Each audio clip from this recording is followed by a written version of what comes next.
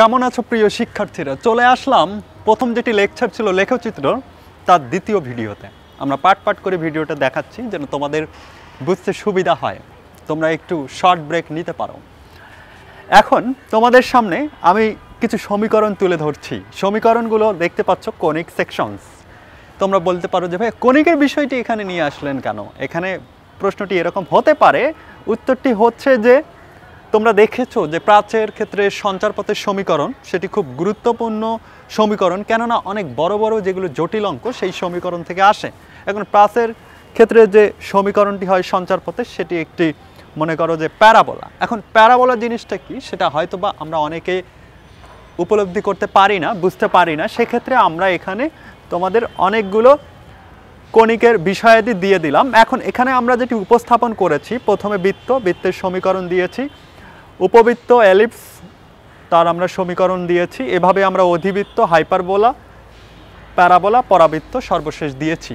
এখন বিষয়টি হচ্ছে যে এখানে যেটি লক্ষ্য করবে যে চিত্রগুলো কীরকম, চিত্রগুলা আবার সমীকরণগুলো কীরকম, এগুলো তোমার জানাটা খুব বেশি জরুরি। ম্যাথে যেমন লাগবে জ্যামিতিতে, আবার সেক্ষেত্রে এটা বারবার স্মরণ রাখতে হবে তোমাদের, এবং অঙ্কের ক্ষেত্রে এগুলোর কিন্তু দেখা যায় যে অ্যাপ্লিকেশন চলে আসে। এখন আমরা সরাসরি অঙ্কে চলে যাব। তোমরা আশা করতেছি এই বিষয়টি তুলে নিবা।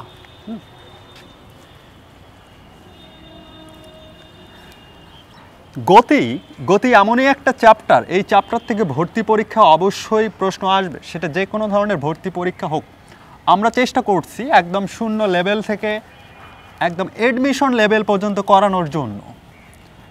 এখন গতি যখনই আমার মনে পড়ে তখন একটা গান মনে পড়ে, বাংলা সিনেমার ক্লাসিক্যাল গান, এই পথ যদি না শেষ হতো তবে কেমন হতো, এই গানটা এখন চলতেছে এরকম বিষয়টা। এরকম আমরা অনেকগুলো আবার লেখচিত্র অঙ্কন করে ফেলবো। এখন আমার সাথে সাথে তোমরাও লেখচিত্রগুলো অঙ্কন করে ফেলবা। আমি যেভাবে লেখচিত্র অঙ্কন করবো সেভাবে আমরা কিন্তু এখন সবচেয়ে যে লিডিং লেখচিত্র, যে লেখচিত্রটা খুব গুরুত্বপূর্ণ ভর্তি পরীক্ষার জন্য, তোমরা মনে করতে পারো এই কনসেপ্টগুলো বেশি সাধারণ, কিন্তু এই কনসেপ্টগুলো যখন অনেকগুলো কনসেপ্ট একসঙ্গে হয়, বিভিন্ন লেখচিত্র একসঙ্গে হয়, তখন দেখা যায় জটিল রূপ ধারণ করে। তাহলে চলো আমরা এবার তাহলে বেগ সময় লেখচিত্র আমরা দেখে নেই। বেগ সময় অর্থাৎ ভিটি কার্ভ, বেগ সময়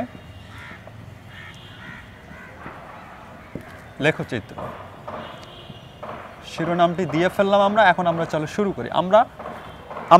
আমরা 5টি চিত্র অঙ্কন করে ফেলবো পরপরে, অর্থাৎ লেখচিত্র অঙ্কন করে ফেলবো। চলো আমরা তাহলে 5টি লেখচিত্র অঙ্কন করে ফেলি। 1, 2,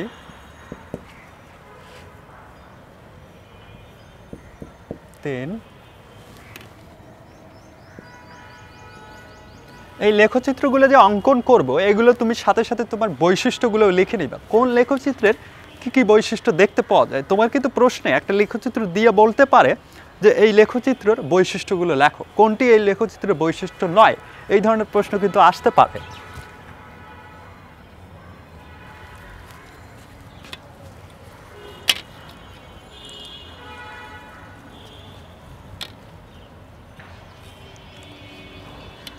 তোমাদের পুরনো মনোযোগ চাই আমাদের প্রত্যেকটা ক্লাসে আমরা অত্যন্ত দক্ষতার সাথে নেওয়ার চেষ্টা করি। আশা করি যে তোমাদের সম্পূর্ণ ক্লাসে ভালো লাগবে, এবং আমরা চেষ্টা করি ধীর গতিতে যদি বোঝানো যায়, এক্ষেত্রে শিক্ষার্থীরা, সব শ্রেণীর শিক্ষার্থীরা বুঝতে পারে। এখন আমরা মনে করো যে আমরা এটা প্রত্যেকটাই কিন্তু ভিটি কার্ভ। এখন ভিটি কার্ভ 0 থেকে শুরু করলাম, 1 সেকেন্ড, 2 সেকেন্ড, 3 সেকেন্ড, 4 সেকেন্ড,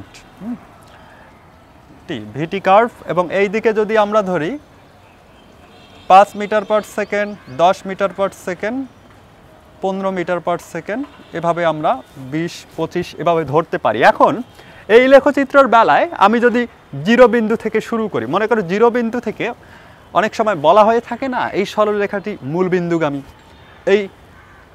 এই লেখচিত্রটি একটি সরলরেখা, এরকম অনেক সময় প্রশ্নে দেয়া থাকে। এই ধরনের জিনিসগুলো তোমরা খুব ভালোভাবে লক্ষ্য করবা। এটি মূল বিন্দু থেকে শুরু হলো, মনে করো সময়ের সাথে বেগ বৃদ্ধি হচ্ছে, এখন এখানে 1 সেকেন্ড হয়েছে, এখানে 5 মিটার পার সেকেন্ড বেগ বৃদ্ধি হয়েছে, আবার এখানে 2 সেকেন্ড হয়েছে, এখানে 10 মিটার পার সেকেন্ড বেগ বৃদ্ধি হয়েছে, এভাবে 3 সেকেন্ড হয়েছে, 15 মিটার পার সেকেন্ড বেগ হয়েছে। এভাবে ধীরে ধীরে সময়ের সাথে একইভাবে বাড়তেছে। তোমরা দেখো এর পরিমাণ একইভাবে বাড়তেছে, আবার এখানে যতটুকু এখানে অতটুকু, এভাবে একইভাবে বাড়তেছে।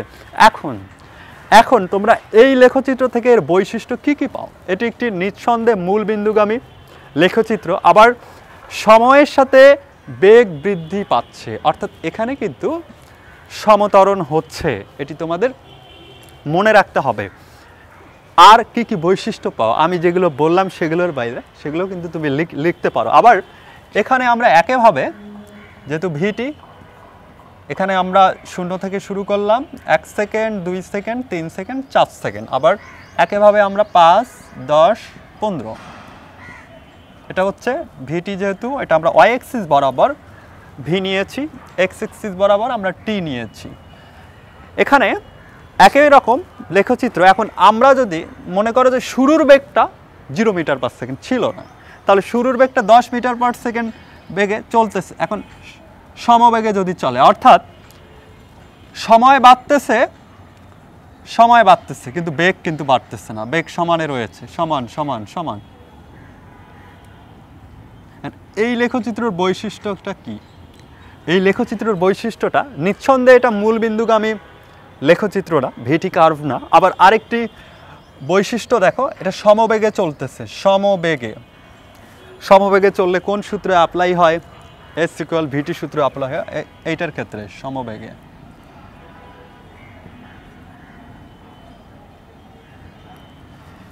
এভাবে আমরা কিন্তু ধীরে ধীরে লেখচিত্রগুলো করে ফেলবো। আবার আমরা তৃতীয় লেখচিত্রতে চলে যাই।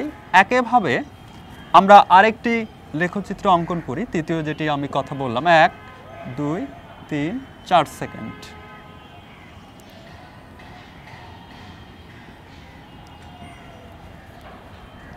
পাঁচ, 10, 15।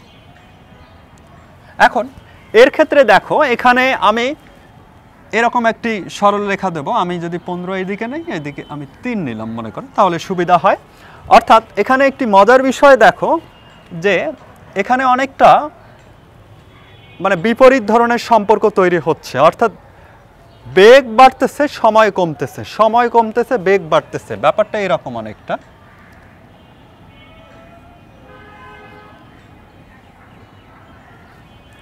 এরকম। এখানে দেখো যে এখানে যখন 1 সেকেন্ড, তখন এটি কোথায়? 10 মিটার পার সেকেন্ড। যখন 0 ধরে নিলাম 0 সেকেন্ড, তখন দেখো যে বেগটা কোথায়। এইভাবে এটি মনে করো যে সময়ের সাথে অনেকটা বিপরীতধর্মী সম্পর্ক তৈরি হচ্ছে এই লেখচিত্রের। এটা অবশ্যই সরল রেখা, প্রত্যেকটা সরল রেখা, কিন্তু দেখতে পাচ্ছ এই সরল রেখাটা কী রকম হয়েছে। এখন এটা কিন্তু অবশ্যই মূল বিন্দুগামী না। আবার তোমরা আরেকটি চিত্রতে চলে আসো। এখন আরেকটি চিত্র অনেকটা এরকম হবে, এটা আমরা একইভাবে অঙ্কন করি। 1, 2, 3, 4 সেকেন্ড, আবার এইদিকে 5, 10, 15 মিটার পার সেকেন্ড ধরে নিলাম। এখন ব্যাপারটি যদি এমন হয়, শুরুতে এর বেগ ছিল 5 মিটার পার সেকেন্ড, এই দিক ধীরে ধীরে বাড়ছে। এখন এইটাতে দেখা যায় যে অনেকটা এরকমই, তবে এটা মূল বিন্দুগামী না। মূল বিন্দুগামী হলে তো এখানে শুরু হতো, 5 মিটার পার সেকেন্ড থেকে শুরু হয়েছে। হ্যাঁ, অর্থাৎ এটাও কিন্তু এই দিক থেকে আমরা দেখতে পারি যে সমতরণে চলতেছে, সমান সময়ে সমানভাবে বেগ বৃদ্ধি হচ্ছে, কিন্তু শুরুটা হয়েছে 5 মিটার পার সেকেন্ড থেকে। এখন আমরা সর্বশেষ যেটা মজার উদাহরণ, সেখানে আমরা চলে যাব। একইভাবে এটা খুব মজার ব্যাপার। 0, 1, 2, 3, 4। ওকে, ভিটি কার্ভ, সবগুলো আমরা ভিটি কার্ভ নিয়ে আলোচনা করছিলাম। এখানে আমরা একইভাবে দিতে পারি 5, 10, 15। এখন মূল বিন্দু থেকে মনে করো শুরু হলো, মূল বিন্দু থেকে 0 মিটার পার সেকেন্ড সময় প্রথম থেকে শুরু হলো, তারপরে ধীরে ধীরে আগাইলো। মনে করো যে এখানে আসলো, এটা কি 15 মিটার পার সেকেন্ড, আবার সময় হলো 2 সেকেন্ড। এখান থেকে যাওয়ার পর আর মনে করো যে উঠলো না, আবার ধীরে ধীরে নেমে গেল, আবার ধীরে ধীরে নেমে গেল। এখানে কি হলো বিষয়টা, সময়ের সাথে সাথে, সময় বৃদ্ধির সাথে সাথে, অর্থাৎ 0 থেকে 1 2 সেকেন্ড এভাবে সময় বৃদ্ধির সাথে সাথে এখানে এটা যেহেতু ভিটি কার্ভ, বেগ বৃদ্ধি পাইলো, বেগ বৃদ্ধি পাইলো, বেগ বৃদ্ধি পেয়ে 0 থেকে 15 মিটার পার সেকেন্ড হলো। তারপর ধীরে ধীরে 15 মিটার পার সেকেন্ড কমতে কমতে কমতে কমতে আবার মনে করো বেগ 0 মিটার পার সেকেন্ড হয়ে গেল, সময় কিন্তু 4 সেকেন্ড পর্যন্ত আছে। অর্থাৎ এখানে তুমি যদি বলতে পারো এখানে সমত্বরণ,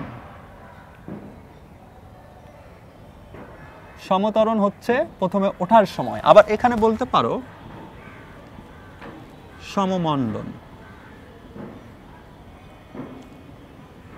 ওকে, তাহলে আমরা ক্লিয়ার, আমরা ত্বরণের তো সংজ্ঞা জানি, সময়ের সাথে বেগ বৃদ্ধির হারকে ত্বরণ বলে। এখন কিন্তু সমানভাবে ত্বরণটা হচ্ছে, বেগটা সমানভাবে বাড়তেছে, এই জন্য এটা সমত্বরণ। আবার একইভাবে ধীরে ধীরে কমতেছে, অর্থাৎ আমরা এই বিষয়টা মোটামুটি ক্লিয়ার হলাম। এর বাইরেও আরও কিছু জটিল জটিল চিত্র দেয়া যায়, কিন্তু আপাতত আমরা যদি এইটুক শিখি, তাহলে এইটুক যদি আমরা কনসেপ্ট ক্লিয়ার করি, তাহলে কিন্তু আমরা মোটামুটি বেগ সময় লেখচিত্রের কনসেপ্টটা ক্লিয়ার করতে পারবো। আমরা কিন্তু ম্যাথ করবো, এরপরে ম্যাথ, এবং ম্যাথটা একটু জটিল প্রকৃতির হবে, কারণ এই লেখচিত্রের সম্পর্কে তোমরা 9-10-এও ধারণা পেয়েছো, আবার এইচএসসি লেভেলে ধারণা পেয়েছো। এখন বেগের অঙ্কগুলো পেঁচানো যায় কেন, আবার অনেকগুলো টেকনিক রয়েছে, সে টেকনিকগুলো আমরা সবগুলো লেকচারে কিন্তু আলোচনা করব। এখন তাহলে তোমরা এটি তুলে নাও, আর আমি একটু ব্রিফ টেনে দিচ্ছি। এখানে দেখতে পাচ্ছ যে এই লেখচিত্র